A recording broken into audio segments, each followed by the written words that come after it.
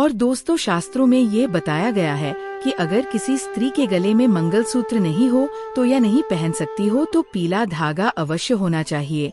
और दोस्तों, सबसे जरूरी बात, इसी के साथ महिलाओं को ये ध्यान रखना चाहिए कि सिंदूर लगाते समय अगर सिंदूर उनकी नाक पर गिर जाता है तो उनके पति की आयु बढ़ जाती है। वहीं अगर सिंदूर गलती से जमीन पर गिर जाता है तो इससे महिलाओं के जीवन में जरूर कोई ना कोई संकट आने वाला होता है। तो सिंदूर लगाते समय इन बातों का विशेष ख्याल रखना चाहिए। हमारे हिंदू धर्म में एक कथा प्रचलित है कि वनवास के बाद जब एक बार सीता माता अपनी मांग को सिंदूर से भर रही थी, तब हनुमान जी सीता माता के पास जाकर पूछते हैं कि माता, आप ये क्या कर रही है। तब सीता माता ने हनुमान जी को बताया कि वह श्री राम की लंबी आयु के लिए अपनी मांग में सिंदूर भर रही है, इससे श्री राम प्रसन्न होते हैं। तब हनुमान जी ने सोचा कि अगर इतना सा सिंदूर लगाने से उनके प्रभु की आयु बढ़ सकती है तो क्यों ना वह अपने पूरे शरीर पर सिंदूर लगा ले। और तभी से हनुमान जी पर सिंदूर चढ़ाने की प्रथा बन गई। तो देखा आपने, अगर सिंदूर में इतनी शक्ति है कि वह भगवान की आयु बढ़ा सकता है तो इंसान की तो बात ही क्या है। तो दोस्तों, सिंदूर में एक महिला के सौभाग्य से जुड़ा होता है, क्योंकि हर एक इंसान के भीतर 7 चक्र होते हैं और जो महिलाएं नियमित रूप से सिंदूर लगाती उनका 7वां चक्र यानी कि आज्ञा चक्र बिना किसी मेहनत के तपस्या के एक्टिवेट हो जाता है। और जब किसी व्यक्ति का आज्ञा चक्र जागृत हो जाता है तो उसे परिस्थितियां भांप की शक्ति मिल जाती है। तभी तो महिलाओं को आगे होने वाली घटनाओं का अंदाजा बाकी लोगों से पहले हो जाता है। आपको बता दें कि बड़े बड़े तपस्वी को अपने आज्ञा चक्र को जागृत करने के लिए गहन तपस्या करनी होती है। वही महिलाएं अपना आज्ञा चक्र केवल अपनी मांग में सिंदूर लगाकर ही जागृत कर सकती है। वही विवाहिता के लिए तो सिंदूर न केवल उनके सौभाग्य बल्कि सुहाग का भी प्रतीक है और वह स्त्रियां अपने पति के हृदय में एक विशेष इज्जत भी प्राप्त करती है, जो अपने पति के नाम की मांग हर रोज भरती है। तो दोस्तों, औरतों को ये हमेशा ध्यान रखना चाहिए कि सिंदूर न केवल उनके पति की आयु लंबी करता है बल्कि उनकी चेतना शक्ति को भी जगा देता है। तो सिंदूर लगाना न केवल उनके पति के सौभाग्य से जुड़ा है बल्कि स्त्रियों की मानसिक शांति से भी जुड़ा है। हर रोज सिंदूर लगाने वाली स्त्रियों का मंगल मजबूत रहता है। दोस्तों, सुहागिन महिलाओं का सबसे बड़ा हथियार, सबसे बड़ा कारक और सबसे बड़ा सुहागिन होने का पहचान होता है उनका सिंदूर। सिंदूर को जिस भी डिब्बे से या सिंदूर दानी से आप सिंदूर लगाती है वह आपको कभी भी किसी के साथ शेयर नहीं करना चाहिए। सिंदूर जब भी लगाए तो अकेले में सिर पर पल्ला करके लगाए और अगर आपका सिंदूर कोई मांगता है तो आपको बिल्कुल भी नहीं देना चाहिए, नहीं तो ये आपकी कंगाली का कारण बना सकता है। और अगर एक बार आपने ये गलती कर दी तो ये आपके सुहाग के लिए बहुत ही कष्टकारक बन सकता है। आपकी बर्बादी और आपकी आबादी आपके हाथ में है। तो दोस्तों, आपको ये गलती बिल्कुल भी नहीं करनी चाहिए। अगली चीज, पायल और चूड़ियाँ और खासकर बिछिया। दोस्तों, सुहागन महिलाएं अपने हाथ की चूड़ियाँ, पैर का पहना हुआ पायल, बिछिया किसी के साथ भी शेयर ना करें। ऐसा करना बहुत ही अशुभ माना जाता है। ऐसा अगर आप करते हैं तो आप अपने घर में स्वयं सौतन को आमंत्रित करते हैं, इसीलिए आपको ये अशुभ कार्य नहीं करना चाहिए। इसके साथ ही हमें अपने माथे की बिंदिया भी कभी किसी को नहीं देनी चाहिए, वरना यह हमारे कष्ट का कारण बन जाते हैं और ये आदतें हमें बर्बाद कर सकती हैं। मान्यता है किसी पति का प्यार कम हो जाता है और पति पत्नी के रिश्ते में दूरियां आना शुरू हो जाता है। तो उम्मीद करते हैं कि गुरुजी के बताए हुए मांग भरने की ये नियम आप जरूर अपनाएंगे। अगर आपको ये वीडियो अच्छी लगी हो तो वीडियो को लाइक जरूर कर दीजिएगा और कमेंट बॉक्स में जय श्री राम, जय हनुमान, जय श्री सीताराम, जय माँ लक्ष्मी जरूर लिखें और इसे ज्यादा से ज्यादा शेयर करके बाकी लोगों तक भी पहुंचाया। और आपके पास इस वीडियो से संबंधित कोई भी सवाल हो तो हमें कमेंट बॉक्स में जरूर लिखें। तो मिलते हैं अगली वीडियो में। स्वस्थ रहे, सुरक्षित रहे। धन्यवाद। राधे राधे, हरे कृष्णा। आप सभी का दिन शुभ हो।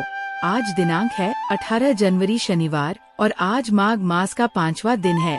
आज का अध्याय शुरू करने से पहले आपको सुनाते हैं ठाकुर जी के एक भक्त नामदेव जी की कहानी। एक बार नामदेव जी ठाकुर जी के दर्शन करने गए। उन्होंने सोचा मंदिर में भीड़ बहुत है और पादुका बड़ी मुश्किल से मिली है। वह बहुत दैन्य और गरीब थे। उन्होंने एक कपड़े में पादुका को लपेटकर अपनी कमर पर बांध लिया। ऐसे होते हैं भगवान के निराले भक्त। उनको बादशाह से कुछ भी नहीं चाहिए था, लेकिन वह अपनी पादुका से आसक्त हो गए। कहाँ तो नामदेव जी ने बादशाह से मिलने वाले सोने के पलंग को पानी में फेंक दिया था, और कहाँ वह अपनी साधारण सी पादुका को किसी भी कीमत पर खोना नहीं चाहते थे। वो उन्हें इतनी प्रेत, इतनी कीमती थी उनके लिए कि उन्होंने उस पादुका को लपेटकर अपनी कमर में बांध लिया। सोने की पलंग की कहानी क्या है, यह आपको आने वाली कथा में जानने को मिलेगा। तो जो भगवान के भक्त होते हैं वो ऐसे होते हैं कि उन्हें बादशाह से तो कुछ भी नहीं चाहिए था, लेकिन वो अपनी पादुका में आसक्त हो गए। अब महापुरुषों की लीला तो केवल ठाकुर जी ही जाने। नामदेव जी ठाकुर जी के सामने जाकर नाचने लगे। उनकी कमर में टंगी पादुका की गांठ खुल गई और पादुका जमीन पर गिर गई। ये देखकर ठाकुर जी के पुजारियों ने उन्हें बाहर जाने के लिए बोला, क्योंकि हिंदू धर्म के अनुसार किसी भी पवित्र जगह पर, खास तौर पर मंदिर के अंदर चप्पल या पादुकाएं ले जाने की अनुमति नहीं है। अब ठाकुर जी के सामने तो नामदेव जी केवल नाचने में मगन थे। वो भक्ति में खोए हुए थे। जब पुजारियों ने उन्हें बाहर ले जाने के लिए कहा तो वे भाव में इतना खोए हुए थे कि उन्होंने किसी की बात पर ध्यान ही नहीं दिया। उन्हें सुना ही नहीं। इस पर पुजारियों ने उन्हें 5-7 थप्पड़ मारे और मंदिर से बाहर निकाल दिया। और उन्होंने ये भी कह दिया कि आज के बाद तुम यहाँ दर्शन करने मत आना। नामदेव जी ने ठाकुर जी से कहा, अब मैं तुम्हारे सामने बैठूंगा ही नहीं, मैं मंदिर के पीछे जाकर शांति से कीर्तन करूंगा। मंदिर के पीछे जाकर उन्होंने अपने ठाकुर जी से कहा कि ठाकुर जी, आपने मुझे पिटवा दिया, इसका मुझे कोई गुस्सा या दुख नहीं है, पर आपने ऐसा क्यों किया कि मैं आगे से आपके दर्शन करने ही ना आ पाऊं। ये सोचकर वो अंदर से बहुत दुखी थे। उन्होंने फिर ठाकुर जी से कहा, ठाकुर जी कहीं ऐसा मत करना कि अब मुझे मंदिर के पीछे से भी हटवा देना। मैं अब तुम्हारे सामने नहीं आऊंगा। मैं तुम्हारे सामने खड़े होकर कभी नृत्य नहीं करूंगा, लेकिन मैं तुम्हारी पीठ के पीछे तुम्हारा ध्यान जरूर करूंगा। उसी समय कबीर दास जी वहाँ आए और बोले कि भगवान के यहाँ हम जैसे गरीबों की कदर ही नहीं है। अब ठाकुर जी भी बदल गए हैं, चलो यहाँ से चलते हैं। अब तो ठाकुर जी डर गए, सोचने लगे कि मेरे प्रिय भक्त मुझे छोड़कर जाने वाले हैं। तो मारे डर के वो झट उनके सामने प्रकट हो गए और फिर बोले, मुझे छोड़कर आप दोनों मत जाओ। ऐसा कहकर भगवान ने मंदिर का मुंह ही घुमा दिया। पीछे वाला द्वार आगे की तरफ हो गया और आगे वाला द्वार पीछे को हो गया। तो इस तरह की लीलाएं करते हैं ठाकुर जी अपने भक्तों के साथ। एक बार नामदेव जी एकांत में भजन कर रहे थे। उनके घर में आग लग गई और ये सूचना उन्हें देने के लिए कुछ लोग वहाँ पर आए। जिस एकांत में वह बैठे हुए थे, लोगों ने उनकी सहायता करने के लिए जो सामान बच सकता था उसे बाहर निकाल कर रख दिया।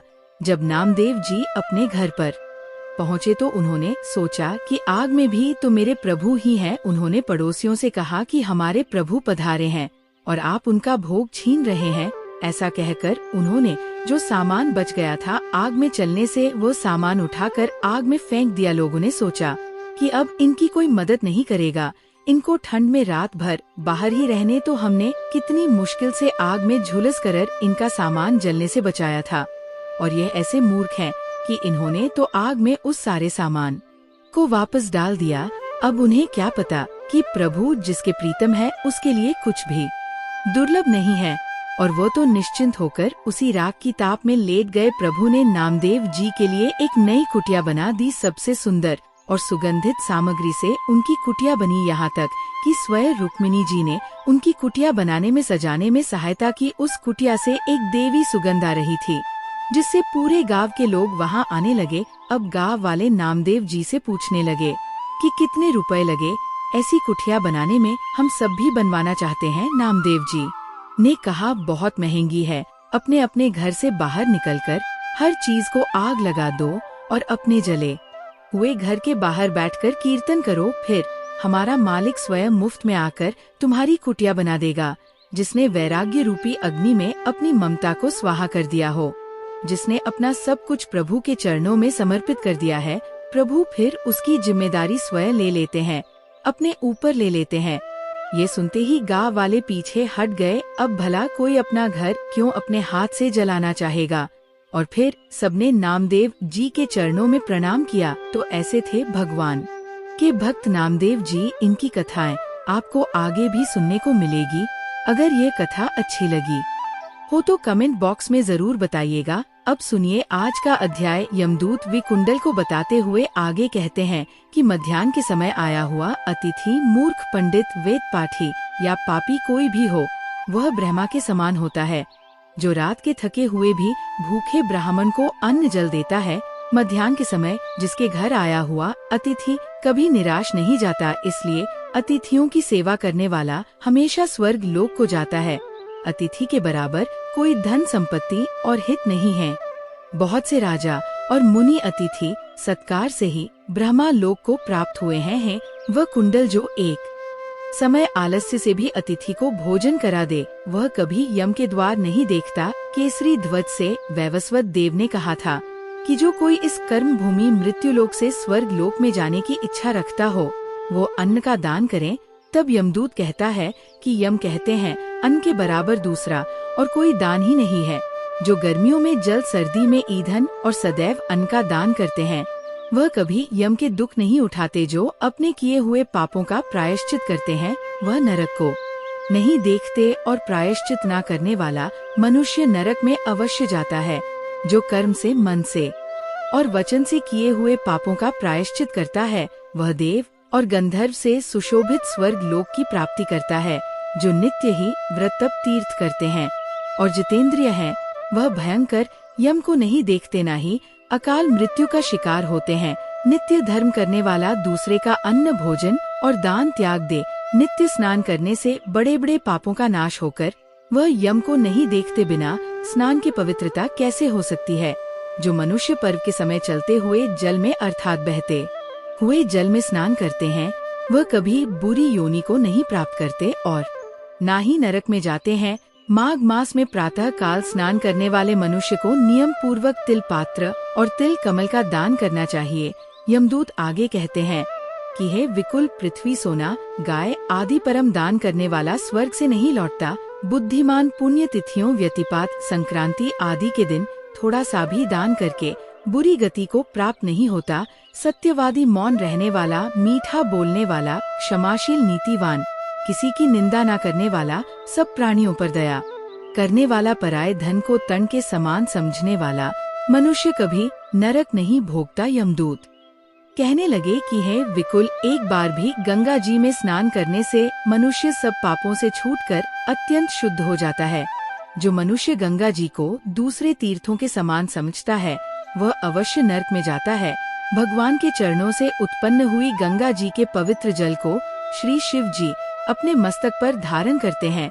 वह ब्रह्मा जी जो संदेह रहित, प्रकृति से अलग और निर्गुण है, ब्रह्मांड में उसकी समानता किससे हो सकती है। गंगा जी का नाम हजारों योजन दूर से ही लेने वाला कभी नरक में नहीं जाता। इसीलिए मनुष्य को अवश्य मेव गंगा जी में एक बार अपने जीवन में कम से कम स्नान जरूर करना चाहिए है। कुंडल, जो ब्राह्मण दान लेने का अधिकारी होकर भी दान नहीं लेता, वह आकाश के नक्षत्रों में चंद्रमा के समान है।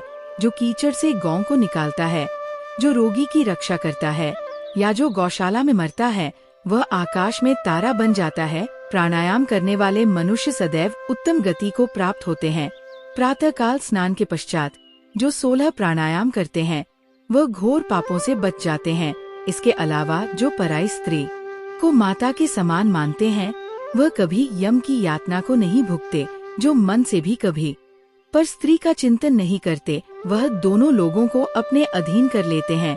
जो पराये धन को मिट्टी के समान समझते हैं, वह स्वर्ग में जाते हैं।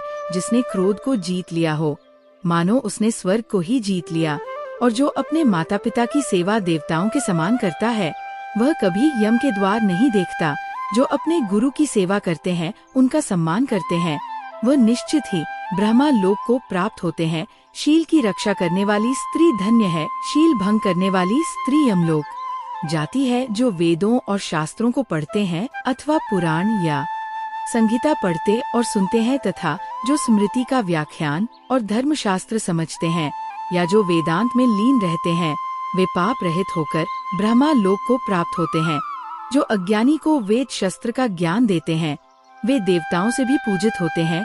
यमदूत ने कहा कि है वैश्य श्रेष्ठ यमराज ने हमको वही आज्ञा दे रखी है कि तुम किसी भी वैष्णव को मेरे पास मत लेकर आओ है। वैश्य पापी लोगों को इस संसार रूपी नर्क को पार करने के लिए भगवान की भक्ति के सिवाय दूसरा कोई और उपाय नहीं। भगवान की भक्ति न करने वाले मनुष्य को चंडाल के समान समझना चाहिए। भगवान के भक्त अपने माता पिता दोनों के कुलों को तार देते हैं और उनको नरक में नहीं रहने देते। और जो मनुष्य वैष्णव का भोजन करते हैं वे भी भगवान की कृपा से श्रेष्ठ गति को प्राप्त होते हैं। बुद्धिमान को सदैव वैष्णव का अन्न खाना चाहिए। इससे बुद्धि पवित्र होकर मनुष्य पाप नहीं करता। गोविंदाय नमः इस मंत्र का जाप करता हुआ जो मनुष्य मृत्यु को प्राप्त होता है वह परम धाम को प्राप्त होता है। और इसमें कोई संदेह नहीं है। जो भक्त ओम नमो भगवते वासुदेवाय इस द्वादश मंत्र या फिर ओम अष्टाक्षर मंत्र का जाप करता है उसके ब्रह्मा इत्यादि बड़े बड़े पाप भी नाश हो जाते हैं। यमदूत कहने लगा कि है वैश्य मनुष्य को सदा शालिग्राम की शिला में तथा वज्र या कीट अर्थात गोमती चक्र में भगवान वासुदेव की पूजा करनी चाहिए, क्योंकि सब पापों का नाश करने वाले, सब पुण्य को देने वाले तथा मुक्ति प्रदान करने वाले भगवान श्री हरि का इसमें निवास होता है। जो मनुष्य शालिग्राम की शिला या हरि चक्र में पूजन करता है वो अनेक मंत्रों का फल प्राप्त कर लेता है। जो फल देवताओं को निर्गुण ब्रह्मा की उपासना से मिलता है वही फल मनुष्य को भगवान शालिग्राम का पूजन करने से यमलोक नहीं देखने देता। भगवान को लक्ष्मी जी के पास अथवा वैकुंठ लोक में इतना आनंद नहीं आता जितना शालिग्राम की शिला यह चक्र में निवास करने पर आता है। स्वर्ण कमल युक्त करोड़ों शिवलिंग के पूजन से इतना फल नहीं मिलता जितना एक दिन शालिग्राम की पूजा करने से मिल जाता है। भक्ति पूर्वक शालिग्राम जी का पूजन करने से विष्णु लोक में वास करके मनुष्य चक्रवर्ती हो जाता है। काम क्रोध लोभ मोह अहंकार से युक्त होकर भी मनुष्य शालिग्राम का पूजन करने से वैकुंठ लोक में प्रवेश कर जाता है। जो सदा शालिग्राम का पूजन करते हैं वह प्रलय काल तक स्वर्ग में वास करते हैं। जो दीक्षा नियम और मंत्रों से चक्र में बलि देता है वह निश्चय करके विष्णु लोक को प्राप्त होता है। जो शालिग्राम के जल से अपने शरीर का अभिषेक करता है वह मानो संपूर्ण तीर्थों में स्नान कर लेता है। गंगा रेवा गोदावरी सबका जल शालिग्राम में ही वास करता है। जो मनुष्य शालिग्राम की शिला के सामने अपने पिता का श्राद्ध करता है उसके पितर कई कल्प तक स्वर्ग में वास करते हैं। जो लोग नित्य प्रतिदिन शालिग्राम की शिला का जल पीते हैं उनके हजारों बार पंचगव्य पीने से भला क्या प्रयोजन। यदि शालिग्राम की शिला का जल पिया जाए तो सहस्त्र तीर्थ करने से फिर क्या लाभ। जहाँ पर शालिग्राम है वो स्थान तो खुद ही तीर्थ के समान हो जाता है। वहाँ पर किए गए संपूर्ण दान होम करोड़ों गुना फल को प्राप्त होता है।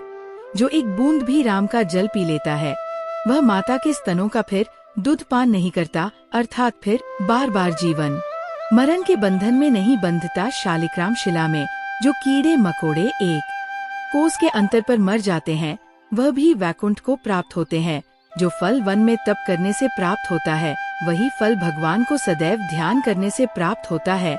मोह वश अनेक प्रकार के घोर पाप करने वाला मनुष्य भी भगवान को प्रणाम कर से नरक में नहीं जाता। संसार में जितने तीर्थ और पुण्य स्थान है भगवान के केवल नाम मात्र के कारण से ही प्राप्त हो जाते हैं। यमदूत कहता है कि जो कोई प्रसंग वश भी एकादशी के व्रत को करता है वह दुखों को प्राप्त नहीं होता। मास की दोनों एकादशी भगवान पद्मनाभ के दिन है। जब तक मनुष्य इन दिनों में व्रत नहीं करता उसके शरीर में पाप लगातार बने ही रहते हैं। हजारों अश्वमेध सैकड़ों वास्प एकादशी व्रत की 16वीं कला के बराबर भी नहीं है। एकादशी के दिन व्रत रखने से 11 इंद्रियों से किए गए सभी पापों का नाश हो जाता है। गंगा जी गया, काशी पुष्कर, कुरुक्षेत्र, यमुना चंद्रभागा कोई भी एकादशी के तुल्य नहीं है। इस दिन व्रत करके मनुष्य अनायास वैकुंठ लोक को प्राप्त कर लेता है। एकादशी को व्रत और रात्रि जागरण करने से माता पिता और स्त्री के कुल की 101 पीढ़ियां उद्धार पा जाती है और वह पीताम्बर धारी होकर भगवान के समीप रहने लगते हैं। बाल, युवा और वृद्ध सब तथा पापी भी व्रत करने से नरक में नहीं जाते। यमदूत कहता है कि हे वैश्य, मैं सूक्ष्म में तुमसे नरक से बचने का धर्म कहता हूँ। मन, कर्म और वचन से प्राणी मात्र का द्रोह न करना इंद्रियों को वश में रखना, दान देना, भगवान की सेवा करना, नियम पूर्वक श्रम धर्म का पालन करना, इन कर्मों के करने से मनुष्य सदा नरक में जाने से बचा रहता है। स्वर्ग प्राप्त करने की इच्छा से मनुष्य यदि गरीब भी हो तब भी जूते, छतरी, अन्न, धन, जल, कुछ न कुछ तो दान अवश्य देना चाहिए। दान देने वाला मनुष्य कभी भी यम की यातना को नहीं भोगता, साथ ही दीर्घायु, धनी और निरोगी भी होता है। बहुत कहने से ही क्या अधर्म से ही मनुष्य बुरी गति को प्राप्त होता है।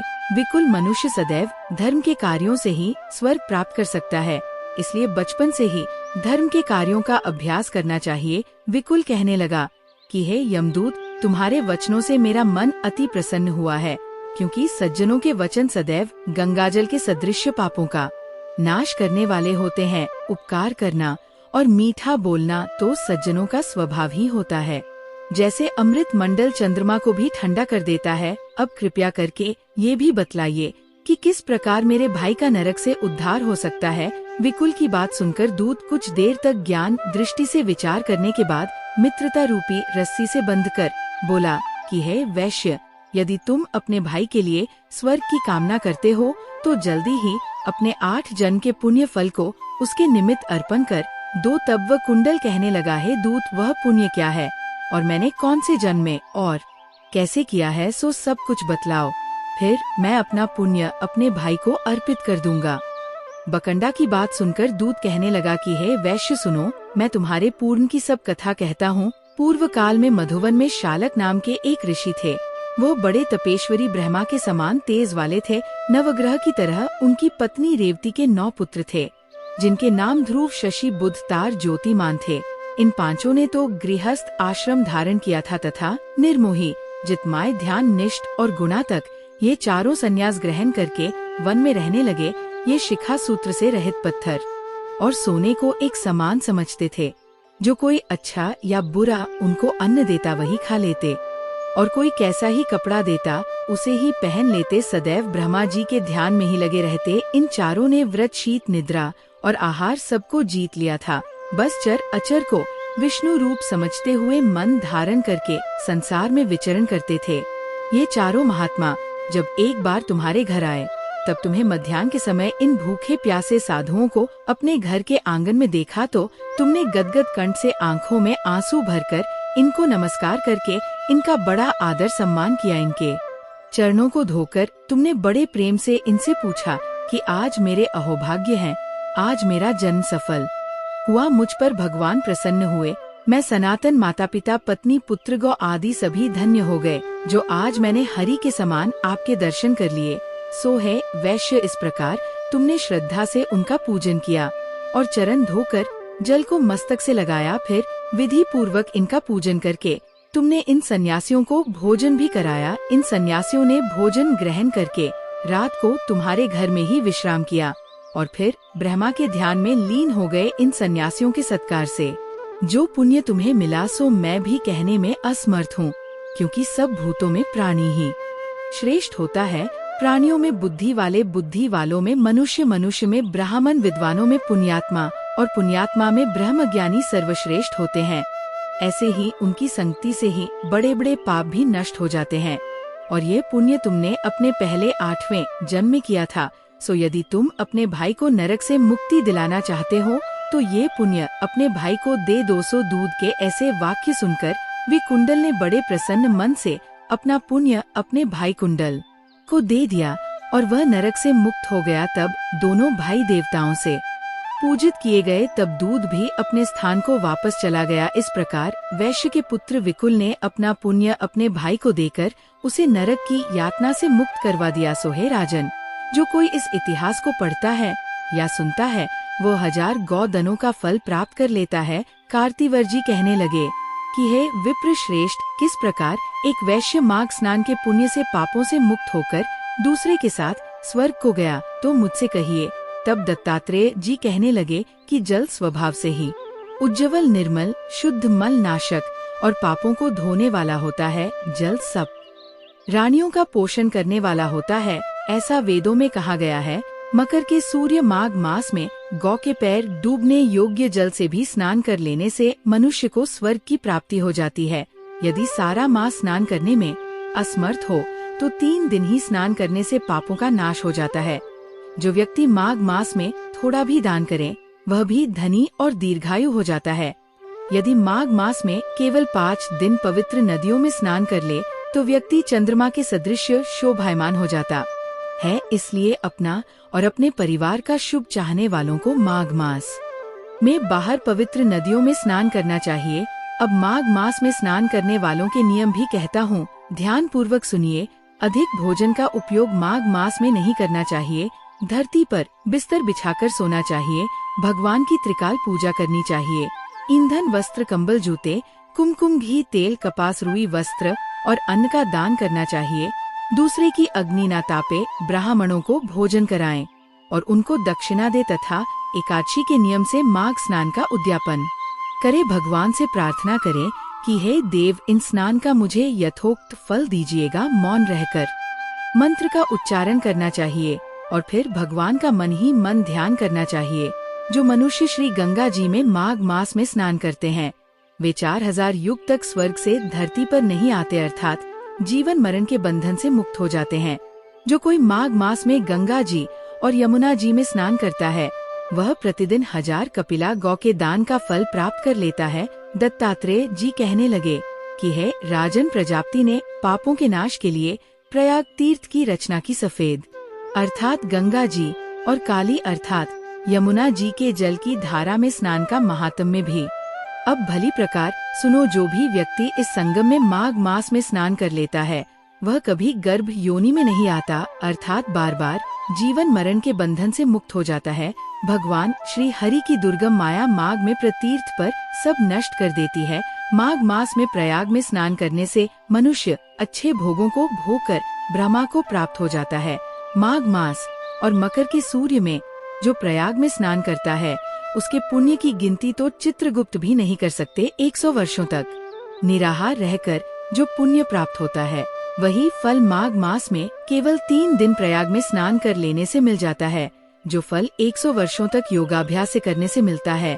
जैसे सर्प पुरानी केचुली को छोड़कर नया रूप धारण कर लेता है, वैसे ही माघ मास में स्नान करने से मनुष्य पापों को छोड़कर स्वर्ग को प्राप्त हो जाता है।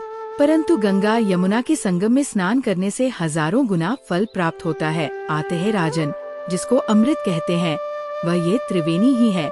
ब्रह्मा, शिव, रुद्र, आदित्य, मरुदगण, गंधर्व, लोकपाल, यक्ष, किन्नर, अणि मादि गुणों से सिद्ध तत्व ज्ञानी ब्रह्माणी, पार्वती, लक्ष्मी, शची, नैनादती, अदिति, संपूर्ण देव पत्नियां और नागों की स्त्रियों घृताची, मेनका, उर्वशी, रंभा, लोतमा, अप्सरा गण और सब पतर मनुष्य गण, कलयुग में गुप्त और सतयुग आदि में प्रत्यक्ष सब देवता माघ मास में स्नान करने के लिए आते हैं। इन दिनों माघ मास में प्रयाग में स्नान करने से जो पुण्य प्राप्त होता है उसका वर्णन तो एकमात्र प्रभु ही कर सकते हैं। मनुष्य में तो कहने की शक्ति ही नहीं है। हजारों अश्वमेध यज्ञ करने से भी यह फल प्राप्त नहीं होता। पूर्व समय में कांचन मालिनी ने इस स्नान का फल राक्षस को दिया था, जिससे वह पापी भी अपने पाप कर्मों से मुक्त हो गया था और स्वर्ग लोक को प्राप्त हो गया था। कार्तिवर कहने लगा कि हे भगवान, वह राक्षस कौन था और कांचन मालिनी कौन थी? उसने अपना धर्म कैसे दिया और उनका साथ कैसे हुआ है? श्वर अत्रि ऋषि की संतानों के सूर्य, ये कथा सुनाकर कृपया मेरा कौतूहल दूर कीजिए। तब दत्तात्रेय जी कहने लगे कि राजन, इस पुरातन विचित्र इतिहास को सुनो। कांचन मालिनी नाम की एक सुंदर अप्सरा थी जो माघ मास में प्रयाग में स्नान करके कैलाश पर जा रही थी। तब उसको मार्ग में जाते हुए हिमालय के कुंज से एक घी राक्षस ने देखा। उस सोने जैसे तेज वाली, सुंदर कटी वाली, बड़े बड़े नेत्रों वाली, चंद्रमुखी, सुंदर केश और पीन पयोधर वाली सुंदर अप्सरा को देखकर उस राक्षस ने कहा है, सुंदरी कमल नैनी, तुम कौन हो और कहाँ से आ रही हो? तुम्हारे वस्त्र और वेणी भीगी हुई क्यों है? तुम आकाश मार्ग से कहाँ जाती हो और किस पुण्य के प्रताप से तुम्हारा शरीर ऐसा तेजस्वी और रूप ऐसा मनोहर है? तुम्हारे गीले वस्त्र से मेरे मस्तक पर गिरे हुए एक बूंद जल से मेरे क्रूर मन को एकदम शांति प्राप्त हो गई। इसका क्या कारण है? तुम बड़ी शीलवन होती हो, कृपया इसका कारण मुझसे कहिए। तब अप्सरा ने कहा कि हे राक्षस, सुनो, मैं कामरूपिणी अपरा हूँ। मैं प्रयाग में संगम में स्नान करके आ रही हूँ, इसी कारण मेरे वस्त्र भीगे हुए हैं। अब मैं स्नान करने के बाद कैलाश पर जा रही हूँ। जहाँ पर श्री शिव निवास करते हैं, त्रिवेणी के जल से मेरी सब क्रूरता दूर हो गई, जिसके पुण्य के प्रभाव से मैं इतनी सुंदर और पार्वती जी की प्रिय सखी हो गई हूँ।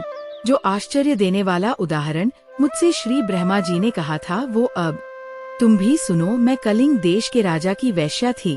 रूप, लावण्य और सुंदरता में अपूर्व थी। मेरी सुंदरता पर सारा नगर मोहित था और मैंने अनेकों प्रकार के भोग भोगे। अनेक प्रकार के वस्त्र और आभूषणों की मेरे घर में कोई कमी नहीं थी। कई कामी पुरुष आपस में ही स्पर्धा से मृत्यु को प्राप्त हो गए। इस तरह उस नगर में बड़ी सुंदरता से यौवन व्यतीत हुआ और मैं वृद्धावस्था को प्राप्त हो गई। तब मेरे मन में एक विचार उत्पन्न हुआ कि मैंने अपनी सारी उम्र पापों में ही बिता दी। धर्म का तो कोई कार्य, दान, तप, यज्ञ आदि नहीं किया। कभी शिव जी या दुर्गा जी की आराधना भी नहीं की, ना कभी भगवान विष्णु का पूजन किया। इस प्रकार अशांत मन से मैंने एक ब्राह्मण की शरण ली, जो कि वेदों के ज्ञाता और ब्रह्मानिष्ठ थे।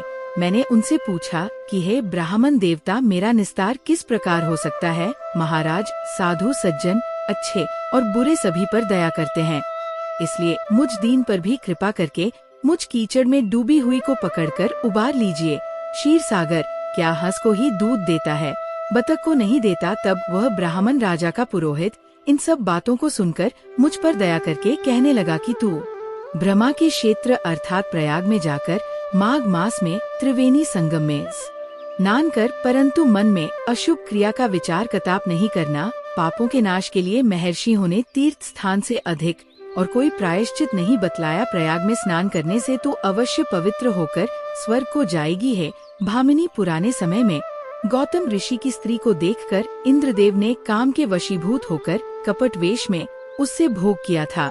इसलिए ऋषि द्वारा दिया गया श्राप और उसका शरीर अत्यंत लज्जा युक्त हजारों भगोम वाल इंद्र नीचा मुंह करके अपने पाप कर्म की बुराई कराने लगा। मेरु पर्वत के शिखर पर स्वच्छ जल वाले सरोवर पर एक वरण कमल से भरे हुए कोटर में घुस गया और अपने पाप को धिक्कार हुआ। कामदेव की बुराई करने लगा कि यही सब पापों का मूल है। इसके ही वशीभूत होकर मनुष्य नरक में जाते हैं और अपने धर्म, कीर्ति, यश और धैर्य का नाश कर डालते हैं। इंद्र ऐसा सोच रहा था। सो इंद्र के बिना सारा देवलोक शोभाहीन हो गया। तब देवता, गंधर्व, किन्नर, लोकपाल इंद्राणी के सहित बृहस्पति जी से जाकर पूछने लगे कि हे महाराज, इंद्रदेव के न रहने से स्वर्ग ऐसा शोभाहीन हो गया है जैसे सतपत्र के बिना श्रेष्ठ कुल। इसलिए स्वर्ग की शोभा के लिए कोई क्रिया सोचिए। इस विषय में देर बिल्कुल नहीं लगानी चाहिए। तब बृहस्पति जी कहने लगे कि इंद्र ने बिना सोचे विचारे जो कर्म किया है उसका फल वह भोग रहा है। वह कहाँ है? मैं सब कुछ जानता हूँ। फिर गुरुजी ने सबको साथ लेकर स्वर्ण कमलों से युक्त बड़े सरोवर में इंद्र को देखा, जिसका मुख मलिन और आंखें बंद थी। तब इंद्र ने बृहस्पति जी के चरणों को पकड़कर कहा है, गुरुदेव, इस पाप से उद्धार करके आप मेरी रक्षा कीजिए। तब बृहस्पति जी ने इंद्र से कहा कि प्रयाग में स्नान करने से ही तुम पाप मुक्त हो सकते हो। तब इंद्र सहित सभी ने प्रयाग में जाकर संगम में स्नान किया और त्रिवेणी स्नान से इंद्र पाप मुक्त हो गए। तब बृहस्पति जी ने इंद्रदेव को वरदान दिया कि तुम्हारे शरीर में जितने भग हैं सब नेत्र हो जाएं। तब इंद्रदेव ब्राह्मण के वर से हजारों नेत्रों से ऐसे सुशोभित हुए जैसे मानसरोवर में कमल का फूल शोभायमान होता है। हरे कृष्णा। आज के अध्याय में बस इतना ही। इसके आगे का वृतांत आप सभी अगली कथा में जरूर सुनिए। वही फल माघ मास में केवल 3 दिन प्रयाग में स्नान कर लेने से मिल जाता है, जो फल 100 वर्षों तक योगाभ्यास से करने से मिलता है। जैसे सर्प पुरानी केचुली को छोड़कर नया रूप धारण कर लेता है, वैसे ही माघ मास में स्नान करने से मनुष्य पापों को छोड़कर स्वर्ग को प्राप्त हो जाता है। परंतु गंगा यमुना के संगम में स्नान करने से हजारों गुना फल प्राप्त होता है। आते हैं राजन, जिसको अमृत कहते हैं, वह ये त्रिवेणी ही है। ब्रह्मा, शिव, रुद्र, आदित्य, मरुदगण, गंधर्व, लोकपाल, यक्ष, किन्नर, अणि मादि गुणों से सिद्ध तत्व ज्ञानी ब्रह्माणी, पार्वती, लक्ष्मी, शची, नैनादती, अदिति, संपूर्ण देव पत्नियां और नागों की स्त्रियों घृताची, मेनका, उर्वशी, रंभा, लोतमा, अप्सरा गण और सब पतर मनुष्य गण कलयुग में गुप्त और सतयुग आदि में प्रत्यक्ष सब देवता माघ मास में स्नान करने के लिए आते हैं। इन दिनों माघ मास में प्रयाग में स्नान करने से जो पुण्य प्राप्त होता है उसका वर्णन तो एकमात्र प्रभु ही कर सकते हैं। मनुष्य में तो कहने की शक्ति ही नहीं है। हजारों अश्वमेध यज्ञ करने से भी यह फल प्राप्त नहीं होता। पूर्व समय में कांचन मालिनी ने इस स्नान का फल राक्षस को दिया था, जिससे वह पापी भी अपने पाप कर्मों से मुक्त हो गया था और स्वर्ग लोक को प्राप्त हो गया था। कार्तिवर कहने लगा कि हे भगवान, वह राक्षस कौन था और कांचन मालिनी कौन थी? उसने अपना धर्म कैसे दिया और उनका साथ कैसे हुआ है? श्वर अत्रि ऋषि की संतानों के सूर्य, ये कथा सुनाकर कृपया मेरा कौतूहल दूर कीजिए। तब दत्तात्रेय जी कहने लगे कि राजन, इस पुरातन विचित्र इतिहास को सुनो। कांचन मालिनी नाम की एक सुंदर अप्सरा थी, जो माघ मास में प्रयाग में स्नान करके कैलाश पर जा रही थी। तब उसको मार्ग में जाते हुए हिमालय के कुंज से एक घी राक्षस ने देखा। उस सोने जैसे तेज वाली, सुंदर कटी वाली, बड़े बड़े नेत्रों वाली, चंद्रमुखी, सुंदर केश और पीन पयोधर वाली सुंदर अप्सरा को देखकर उस राक्षस ने कहा है, सुंदरी कमल नैनी, तुम कौन हो और कहाँ से आ रही हो? तुम्हारे वस्त्र और वेणी भीगी हुई क्यों है? तुम आकाश मार्ग से कहाँ जाती हो और किस पुण्य के प्रताप से तुम्हारा शरीर ऐसा तेजस्वी और रूप ऐसा मनोहर है?